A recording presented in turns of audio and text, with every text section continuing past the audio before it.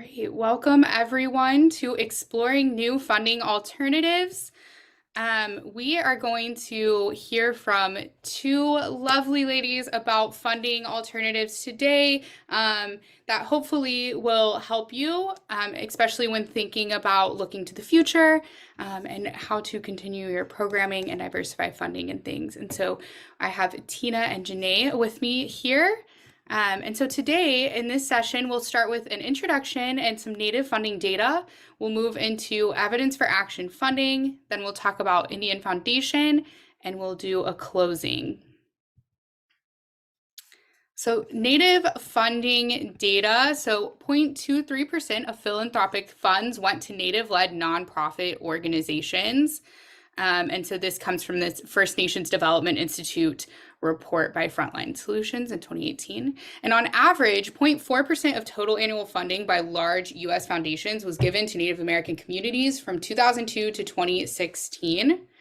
And this last little data point to consider, 76% of Native American serving nonprofits, survey respondents reported no new funding from their foundation supporters in 2020. And so funding for Native communities is something that we really want to bring attention and awareness to, especially pursuing alternative sources of funding. So the outlook of funding: in 2021, Native Americans in philanthropy received a $2 million gift from Mackenzie Scott Coons. In 2021, 9 grant makers signed on to the Protecting Our Planet Challenge, which was made alongside their collective $5 billion in commitment to conservation efforts. There was a pledge to work closely and differently with Indigenous communities going forward. And then at the UN Climate Change Conference, 17 funders in 5 nations pledged a collective $1.7 billion specifically to support the advancement of Indigenous peoples and local communities' forest tenure rights. So there are kind of some things on the horizon to think about.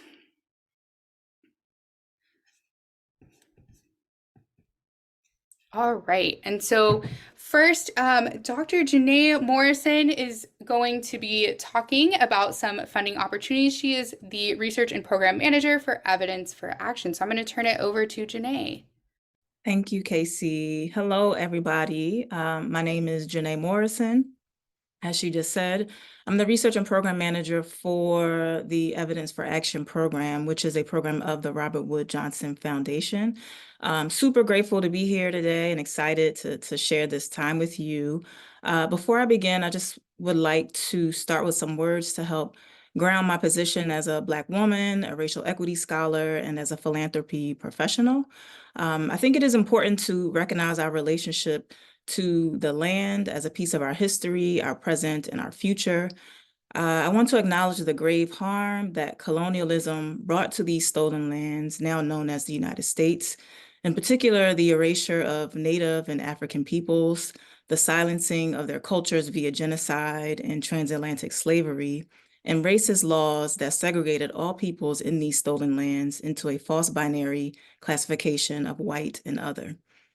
As we continue to battle the ripple effects of this ugly history, or not, we must remember that we are simultaneously co-constructing the future. And so wherever you find yourself in this process of concurrent battling and future making, I encourage you to ask, what kind of future are we creating in this moment? And it is my hope that your answer carries with it a plan of action that centers Native and other marginalized ways of knowing as a way forward. So first, I want to get into what is the Robert Wood Johnson Foundation, or RWJF for short. It is the largest health philanthropy organization in the United States. RWJF is known for working to achieve a culture of health in which all people have a fair and just opportunity for a healthy life. And so one way that the foundation is doing that is through the program Evidence for Action. Next slide, please. Thank you.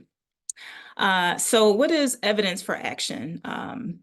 Not just a program of Robert Wood Johnson, but more specifically, Evidence for Action is a program that promotes the field of action-oriented health equity research by practicing an approach that is intentionally anti-racist, anti-colonial, and focused on solutions that are innovative and push beyond the status quo. And so one of the ways in which we do this is through our grant making via the open call focused on racial equity, and our deadline-driven call titled Indigenous-Led Solutions to Advance Health Equity and Wellbeing. And I'll talk a little bit about both of those in detail later. We also do this through our, I'm still on that slide, thank you. We also do this through our technical assistance service for applicants who propose research that is relevant to our current cause, but whose projects may not necessarily meet all of the E4A's criteria for rigor, actionability, or research team qualifications. And so we also promote action-oriented health and racial equity messaging through our communications and via broader field-building activities. E4A also aims to fund research that deeply interrogates potential solutions to racism and colonialism as fundamental causes of health inequities. We work toward achieving the Foundation's goal of advancing health, advancing health, well-being, and racial equity by supporting systematic inquiry and investigation that will lead toward building a culture of health, by funding work that primarily evaluates the health and racial equity impacts of programs, policies, and other interventions through our open and deadline-driven calls. Next slide, please. So this, yes, thank you. So this next slide here talks about the open call. So the racial equity call for proposals is open and rolling, meaning that applicants can apply anytime. Applications start with a 2-page letter of intent that is submitted through the RWJF application and review system. There are no budget caps, but typically funding levels are between $400,000 and $700,000 for the life of the grant. Of course, this is contingent on the proposed projects. For example, we would expect secondary data analysis projects to have much smaller budgets in comparison to projects that are utilizing primary data collection. There's a preference for projects in terms of duration. There's a preference for projects that last about 36 months or shorter. But it is also possible to get funding for up to 48 months. But of course, there must be strong and appropriate justification for a longer grant period. Next slide, please. So there's really only one eligibility criterion for E4A. It is that the lead applicant organization must be based in the US or its territories. Proposals are evaluated based on relevance, actionability, methodological rigor, inclusion of health outcomes, feasibility, and the qualifications of the team. And so I'll speak about each of these criterion separately. So relevance means that the aims of the research are important to advancing health and racial equity. The findings of the research can inform and should inform priorities around policy, program, and practice development and implementation. Our funding aligns with the Foundation's efforts to build a national culture of health rooted in equity that provides every individual with a fair and just opportunity for health and well-being, no matter who they are, where they live, or how much money they have. So research funded through this E4A program will help inform the creation of such conditions. When we think about actionability as a criterion, we are requesting that the research goes beyond theoretical implications and has potential for practical and timely application in the real world. Socio-political conditions should be favorable for translating findings into action, such as timing of the project, established relationships, and windows of opportunity, for example. And the project team must also demonstrate a plan for and commitment to disseminating findings to those who can drive action to improve health and racial equity. Methodological rigor can be relative and often is the most difficult part of a proposal to convey for prospective applicants. And so for E4A, when we think about methodological rigor, We think about it in a way of it being demonstrated in the proposed quantitative, qualitative, or mixed methods approaches that adhere to the best practices in design, sampling, analysis, and interpretation, and are applied in a manner that yields conclusions about what works to advance racial equity and health equity in a given context. So quantitative studies are powered to detect meaningful and plausible effect sizes, account for relevant context and covariates, and include appropriate comparison groups. Whereas more qualitative focused research designs aid in examining perceptions, motivations, and experiences, as well as demonstrates efforts to maximize reliability, center positionalities, and translate theory to practice. So when it comes to outcomes and health outcomes in particular, at least one primary or secondary outcome of the research must reflect health status. So this may include measures of physical, mental, and socio-emotional health and well-being, or behaviors that are well established as proxies of health and well-being.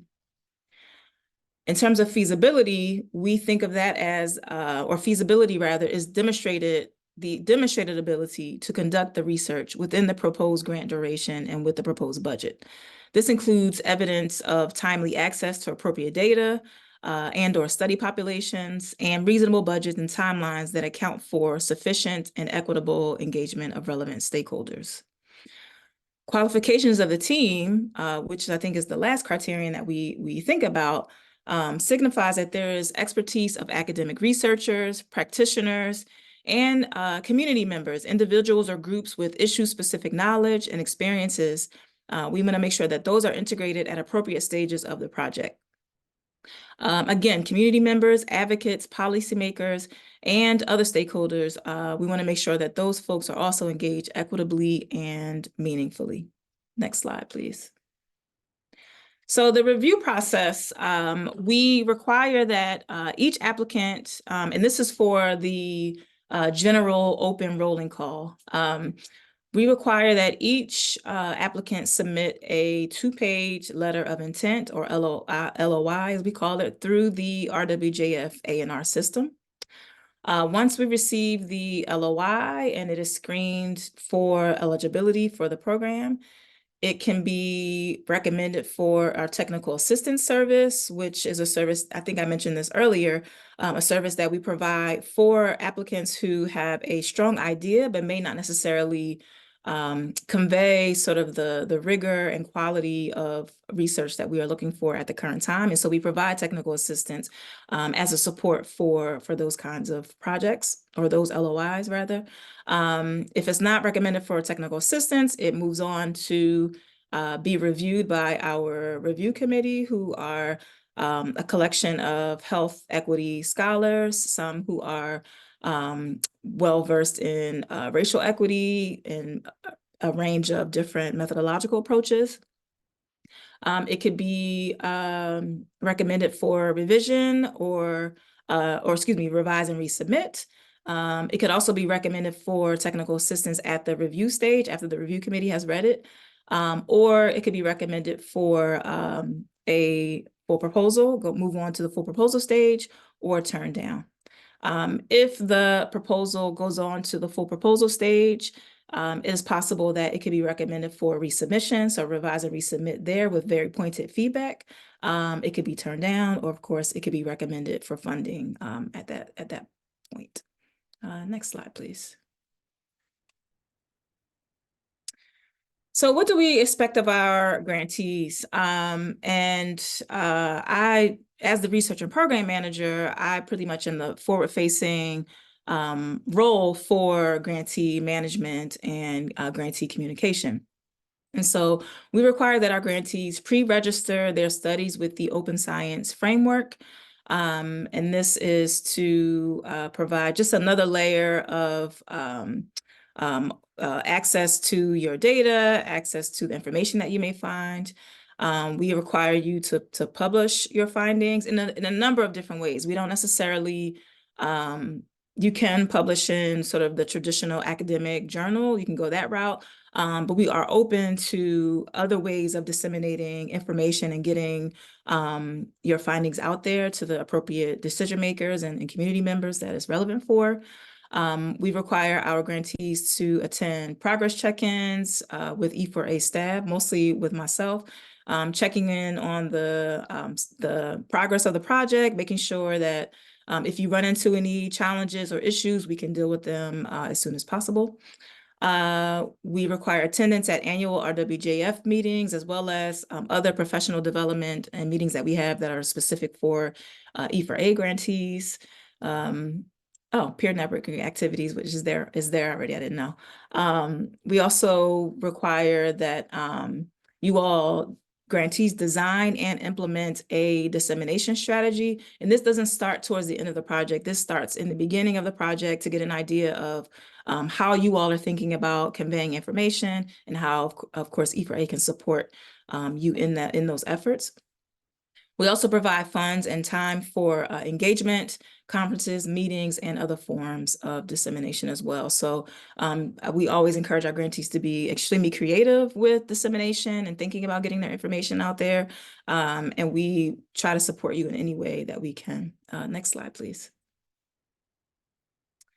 This might be the last slide, but I do want to mention, I thought there was a slide in here about the Indigenous-led solutions call for proposal, which is a deadline-driven call that's running right now. And I just want to mention very quickly, and Casey, can you tell me, is this the last slide? I think it is. Oh, it is, okay. Yeah. They switched it. Okay, so let's go back there to the applicant resources. Thank you. Yep. So this slide is contains some resources that are available to you as you think about E4A as a possible funding source for your work. The website in general has a pretty comprehensive selection of detailed information and tools that can assist you as you prepare your application materials. And of course, if you have any questions or want to contact us, feel free to email the E4A program at Evidence for Action, which is all one word, Evidence for Action, at ucsf.edu. Again, these links are here, but if you just go to the E4A website, or if you just Google E4A, there's so many different tools and information, videos, webinars, an abundance of resources to help you as you prepare materials. Okay, next slide. Thank you. So I wanted to mention this, and I think I said a little bit about this call earlier. This is our deadline-driven call that is currently open for those of you who might be interested. And it's called the Indigenous-led Solutions to Advance Health Equity and Wellbeing CFP. And so the deadline for this call is, unfortunately for some of you, is this Friday, March 1st. And so I apologize if this is the first time that you're hearing about it. Maybe you could get an application together in the next 3 days. I'm going to send you some positive energy around that. Maybe you can do that. But if not, then I'm pretty sure that what you're working on is probably eligible for the open call. If you're already working on a project or a brief proposal for this CFP, good luck to you.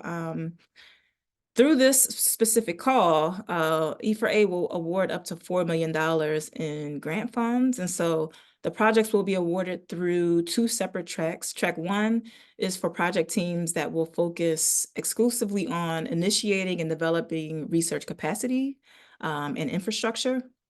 And then track 2 is for projects that are a little more developed and are seeking funding for later stage sustained research efforts. And so think about, what makes sense for you in terms of those tracks. There's a preference for projects between 24 and 36 months, with up to 60 months permissible with appropriate justification. So just like with the open call, if you need longer than 36 months, then that is a possibility, provided that you provide strong justification for why you need the extra amount of time. Again, the deadline is fast approaching, so good luck if you already have a proposal started. And If you are unable to get a proposal together in the next 3 days, I understand. Maybe this call will come back. I do not know. But just stay tuned. And then lastly, I would just like to mention here, E4A is engaged in what we're calling the Ways of Knowing series, which will be a series of 5 collaborative events held this year that focus on cultivating a more holistic appreciation of the different ways people understand. There's no slide for this. This is just like the last thing. The series focuses on cultivating a more holistic appreciation of the different ways people understand the world and fostering a more inclusive and equitable standard for rigor in health research. So the kickoff for these events starts on March 7th in New Orleans with our collaborators at Tulane University, Partners for Advancing Health Equity. This is a hybrid event, which is why I'm mentioning it. So I encourage all of you who are interested to register and attend. You can go right to the E4A website and I think I think there is a link for the Ways of Knowing series, and you can register and you can attend. I think I've sent Olani a flyer with all the details about this, so hopefully that will be included in some of the communications that are sent to you all after this is over. So I'll end there. Thank you very much, and I look forward to engaging with folks in the Q&A. Awesome. Thank you so much, Janae. If anyone has any questions for Janae at this time, feel free to throw those in the chat or the Q&A section of this session, and I will be happy to read those off. We have a couple thank yous in the chat. I did have one person that said that their organization is applying, so it's exciting. Very exciting. Good luck. Yeah, and I will get with Olani too after this if y'all are to make sure that y'all get that flyer and everything in your resources. I don't see any questions at this time, but if anyone has questions that come up, I'll give a chance at the end as well. Lots of thank yous though, lots of helpful information. So thank you to Janae for being here. Thank you. Thanks, everybody. All right, and then next up, we're gonna have Tina talk about Indian Collective, and so I'm gonna turn it over to Tina, and then after her presentation, we'll open it up for questions again as well. Miigwech Casey, Bojo relatives, Tina Kukan, Indigenous Kaz, Waswaganding, and Donjaba. My name is Tina Kukan. I use she, her, hers pronouns. I'm the Associate Director for the Foundation for Indian Collective. I'm also a citizen of the Lacta Flambo Band of Lake Superior, Ojibwe, zooming in from my ancestral homelands here in northern Wisconsin, which are also the homelands of the Dakota people. So I'm honored to be here today and happy to share a bit about Indian Collective's work in our foundation.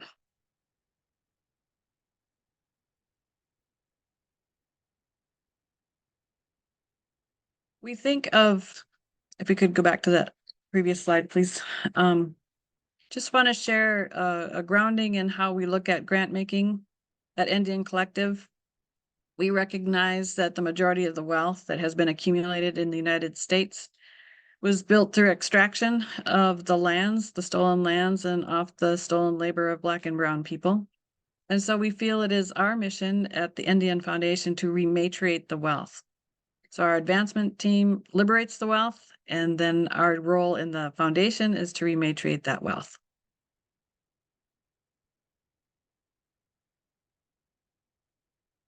Indian Collective is built on a beautiful vision that is about creating a better world for all people, all living beings, and our Mother Earth. And we do that through our mission of building the collective power of Indigenous peoples, communities, and nations to exercise our inherent right to self-determination, while fostering a world that is built on a foundation of justice and equity for all people and Mother Earth.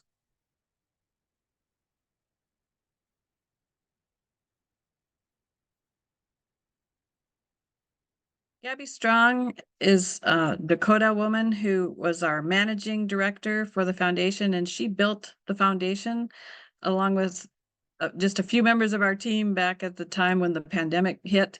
And while our team was dealing with COVID-19's impact on their own families and communities, they built this foundation. And the purpose of the foundation is to recognize that this entire system of wealth has been built from Indigenous lands and assets through extraction and removal.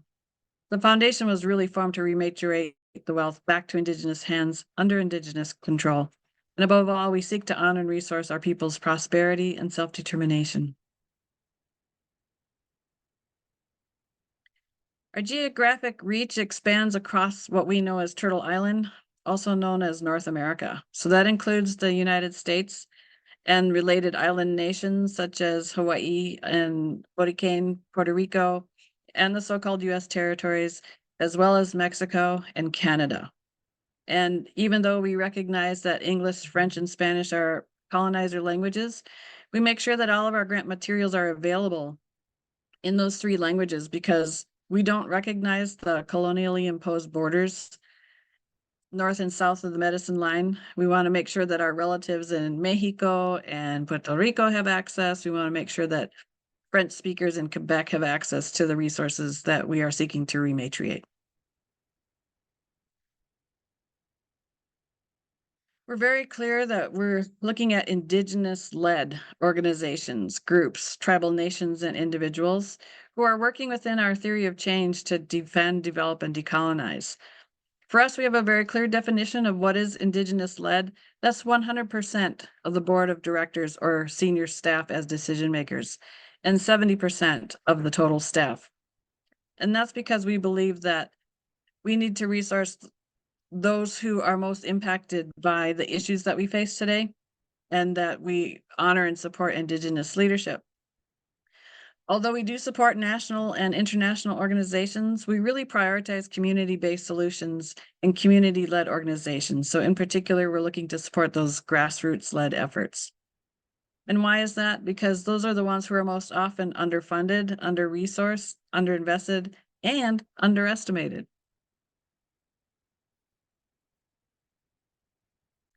So we have been stewarding one of the largest Indigenous-led funds in history. And as I said, the foundation began as recently as 2019, and since that time, we've rematriated over $81 million in resources, over 1,100 grantees across Turtle Island. And in addition to organizations, tribal nations, we also have specific funding streams that will support artists, entrepreneurs, and change makers. Our theory of change is around the defense, development, and decolonization efforts of our Indigenous people. And what we have listed here are the funding streams that the foundation manages. And so I'm going to go through and talk about each of those in particular.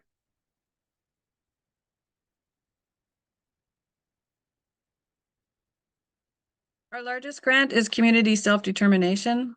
Those have grown to $125,000 per year with commitments up to 2 years for $250,000 in total. This would be for tribal nations, Indigenous-led organizations who are working in the three areas of defend, develop, and decolonize. And it's the full range. It's language, you're bringing back culture, food sovereignty, defending our lands and waters and other resources. Here's examples of what we mean by defend, including up in Canada, the Tiny House Warriors. They're just building tiny homes right in the path of the Trans Mountain Pipeline. We also support efforts, legal battles over Indigenous lands and also, protecting the water. So these are examples of some of the grantee partners that would fall under that defend description.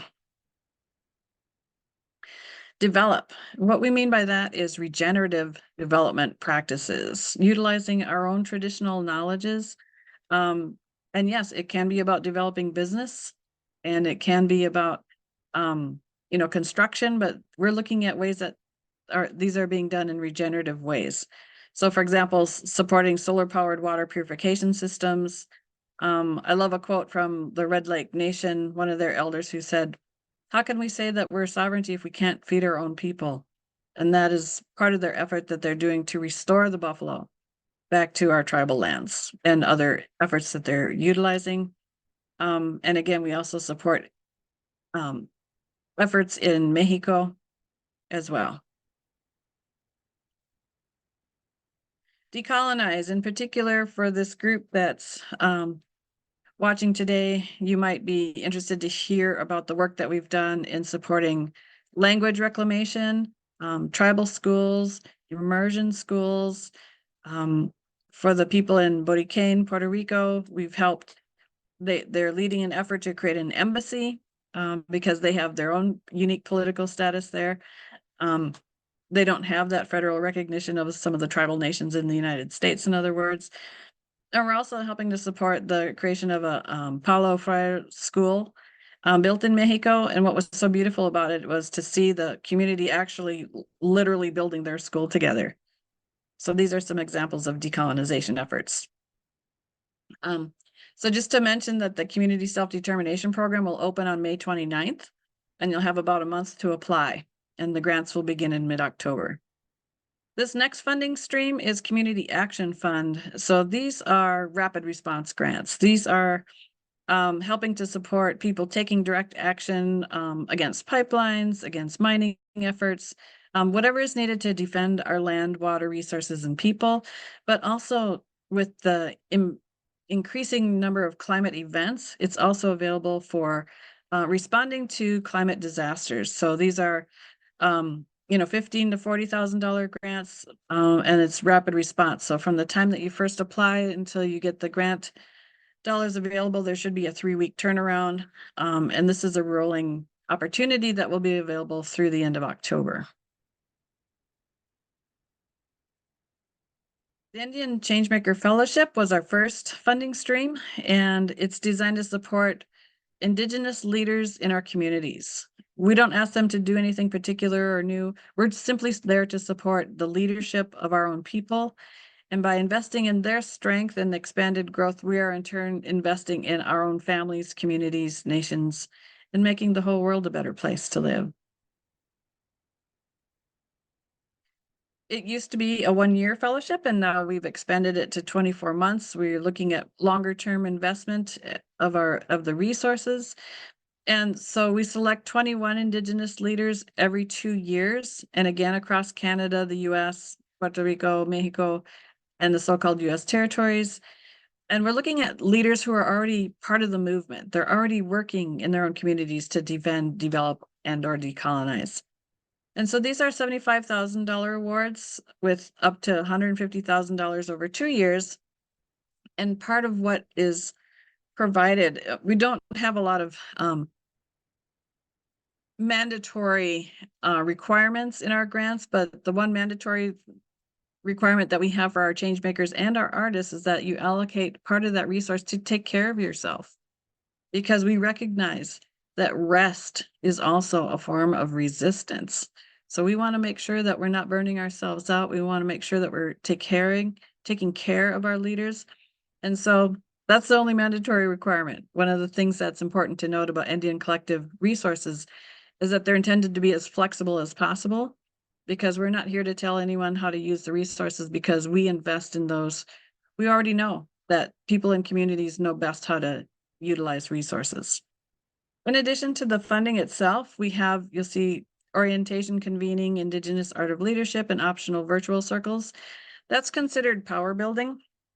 We used to talk about capacity building, but we're actually talking about power building. We're talking about providing opportunities for our people to sharpen their own spears. And part of how we do that is by bringing people together, recognizing that everyone has something to teach and everyone has something to learn. And simply by convening people and facilitating the cross exchange of information, will all lead toward those efforts of power building.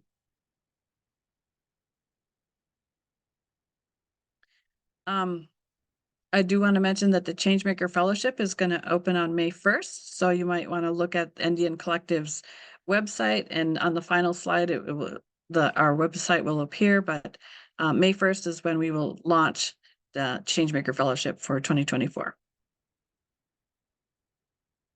Radical Imagination is our artist program. And that's where we believe in the creative energy of Indigenous artists to be able to envision a new and better future.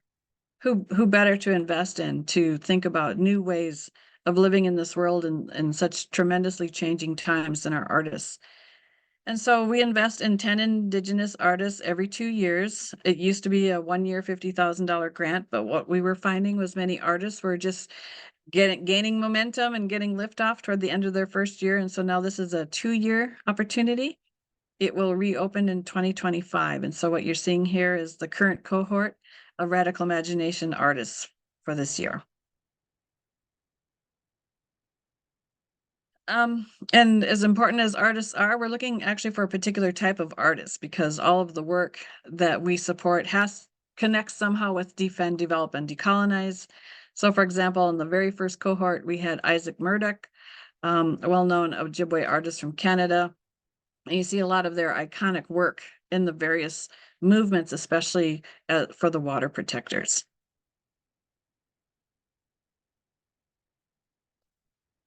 Now, what does it mean? What does wealth mean?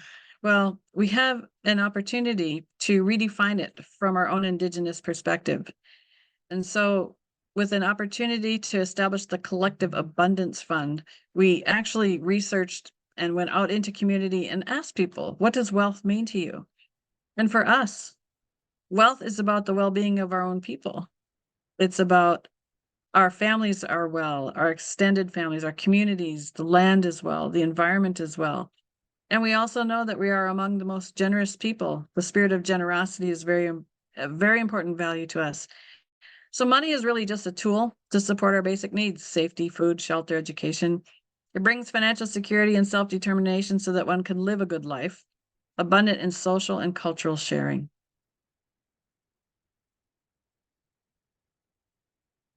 So with that background and the new definition of Indigenous wealth, we launched the Collective Abundance Fund. This is a grant opportunity for individuals and families who live in Minnesota, North Dakota, and South Dakota, offering grants of $25,000 or $50,000 to support their dreams and aspirations of rebuilding Indigenous wealth. So what is it that you envision for yourself? Perhaps it's home ownership. Perhaps it's getting an advanced degree. We're not telling people what they need to apply for. They're imagining for themselves. And we want people to really think about that and to be very planful about it, because this is not about urgent response or crisis response. This is about how do you envision your best life for yourself and your family. This is an unprecedented opportunity, and it's a 5-year pilot program. Last year, we awarded $7.9 million for 200 grantees across the tri-state region. You'll see that 19 were awarded in North Dakota, 53 in Minnesota, 128 in South Dakota, which isn't a big surprise. Indian Collective is located, our headquarters is in Rapid City, South Dakota, so we have a lot of community connections there, but we want to broaden those out across the states. We made 116 awards for $50,000 and 84 awards for $25,000. Collective Abundance is just about to open, so pay attention to our website. It will be opening on March 1st.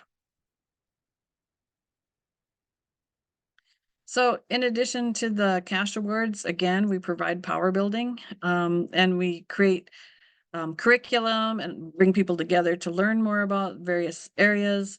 But for wealth building, what we're talking about in particular is home ownership, education, financial planning, businesses, food security, and of course, our cultural traditions are key to our concepts of wealth and our own health and wellness. So these are some of the ideas that you could be thinking about as you envision if you might want to apply for this opportunity. And again, with the power building, some examples that we've begun to offer: introduction to regenerative development. What does that mean? And as we engage in construction, for example, what are some considerations of how we work with the land instead of against it? Caring for water is a curriculum that's been developed and we're going to be offering in webinar format coming up in March. Land back. There's a lot of discussion about land back. Well, what are some strategies? How do you actually get the land back? And what are some of our traditional forms of Indigenous governance? All of these ideas are coming soon. And then Dr. Penelese Droz is our Power Building and Curriculum Coordinator. She's been working on developing a resource library, and that will be publicly available on Indian Collective's website. And there's the website, indiancollective.org. And I love the manifesto video. It's just a 1 minute that the reason I love it so much is it is the spiritual foundation for the work that we do. It challenges us. It's not time to come from a place of fear. It's time to come from a place of power. So I just love that if you get a chance to watch that video. And then if you're wondering what Indian Collective has been up to for the last 5 years, we've published our 5-year impact report, which is also available on the website. Still a very young organization, but and I've shared with you today what we've been doing in grant making, but there are other teams throughout our ecosystem. We have the action team who's out there taking the direct action. We have policy and advocacy. We have several teams that are all working collectively. The bottom line is that we're there to build collective Indigenous power. So thank you so much. I really appreciate the opportunity to share a little bit about our work today. Miigwech. All right, thank you so much, Tina. Thank you to both of our presenters. I will open it up for questions at this time. So I see a couple questions in the chat.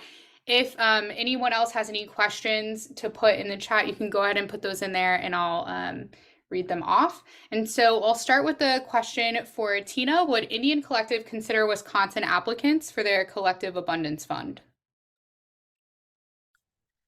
Not at this time for the 5-year pilot, because it is coming from the Bush Foundation, which prescribed the 3-state region.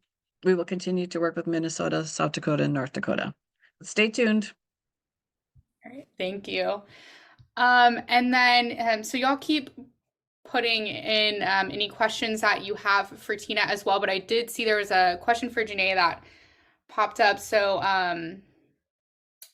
Carmelino wanted to know if y'all have ever supported doctoral students through your grants. That is a really good question. So I do know that doctoral students have applied. I don't know if any of them have been funded, but you can apply. I think the main thing is that you have to show, some sort of connection to a nonprofit organization where you'll be able to administer the grant. And yeah, if you have a viable project, sure, I think you should definitely apply. Feel free to email if you have any, other specific questions, but yes, you can apply as a doctoral student. And just keep in mind though, because I've been a doctoral student, so it's not like a fellowship or for writing or to support your sort of administration of your doctoral process, but it is funding. We do provide funding for doing the actual research, conducting the actual research. Okay, thank you. And then a follow-up question to that, could the university be the nonprofit? Yes. But just know that you will have to pay indirect costs. Oh, thank you. It's very helpful. All right, any other questions?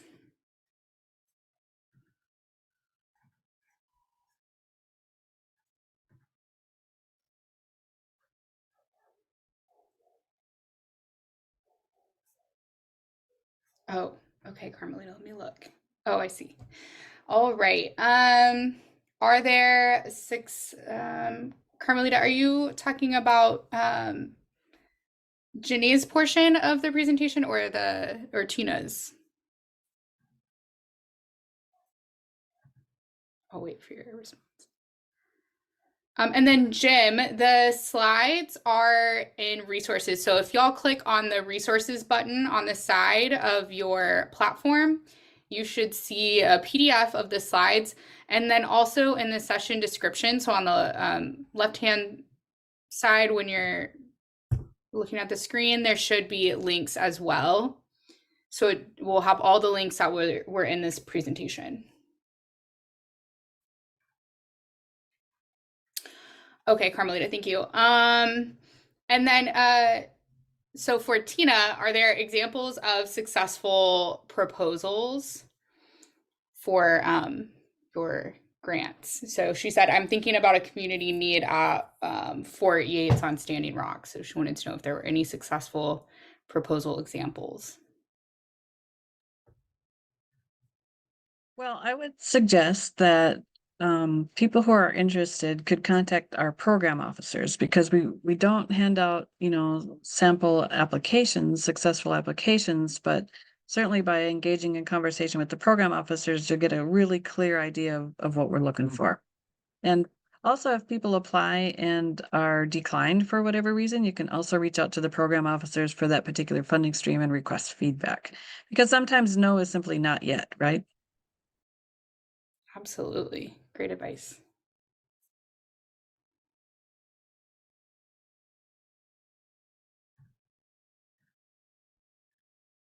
Okay, I don't see any other questions at this time.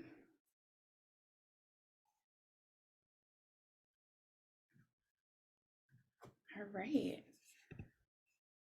Well, thank you again to our presenters, and then to everyone here. Make sure you stay in touch with us. You can sign up for our quarterly newsletter, the listserv, visit our website. These sessions will be recorded, and so you can access them or share them with other people on your team that you say, oh, hey, they really need to know this information. You can share the information with your team or rewatch it at a later time. And then eventually, and probably next week, I would say check our YouTube channel and they will be there as well. And yes, before you head out, please make sure that you complete the session survey before you head to that instant networking, which is what is up next. So that instant networking session starts at 45 after the hour. And at that time, you can take that time to chat on the discussion board, download files from the resource library. If at any time during PD meeting you have questions or follow-up, you can reach out to our TA team at oie@seiservices.com, and we will do our best to assist you. And that is all. Please make sure that you go ahead and take our survey before you leave the session. And that is all. Thank you, Wado. Have a great day.